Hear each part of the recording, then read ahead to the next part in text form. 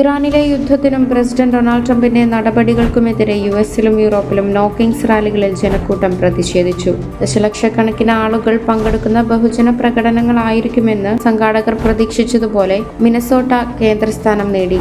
Saint പോളിലെ Minnesota Capitol പുൽത്തകിടിയിലും ചുറ്റുമുള്ള തെരുവുകളിലും ആയിരക്കണക്കിന് ആളുകൾ തോളോട് തോൾ ചേർന്ന് നിന്നു. ചിലർ തലകീഴായി യുഎസ് പതാകകൾ പിടിച്ചു. ചരിത്രപരമായി ദുരിതത്തിന്റെ സൂചന. സ്ട്രീറ്റ്സ് ഓഫ് മിനിയാപോളിസ് അവതരിപ്പിച്ച ബ്രൂസ് സ്പ്രിംഗ്സ്റ്റീൻ ആയിരുന്നു പരിപാടിയുടെ മുഖ്യാതിഥി. ഫെഡറൽ ഏജന്റുമാർ റെനി ഗുഡിനെയും അലക്സ് പ്രെറ്റിയെയും വെടിവെച്ചു കൊന്നതിനുള്ള പ്രതികരണമായും ട്രംപ് ഭരണകൂടത്തിന്റെ ആക്രമണാത്മക കുടിയേറ്റ നടപ്പാക്കലിനെതിരെ ശൈത്യകാലത്ത് തെരുവിലിറങ്ങിയ ആയിരക്കണക്കിന് മിനസോട്ടക്കാർക്ക് ആദരാഞ്ജലിയായും അദ്ദേഹം ഈ ഗാനം എഴുതി. ഗാനം ആലപിക്കുന്നതിന് മുമ്പ് സ്പ്രിംഗ്സ്റ്റീൻ ഗുഡിന്റെയും പ്രെറ്റിയുടെയും മരണങ്ങളെക്കുറിച്ച് വിലപിച്ചു. പക്ഷേ യുഎസിനെതിരായ ജനങ്ങളുടെ തുടർച്ചയായ എതിർപ്പിനെക്കുറിച്ച് പറഞ്ഞു.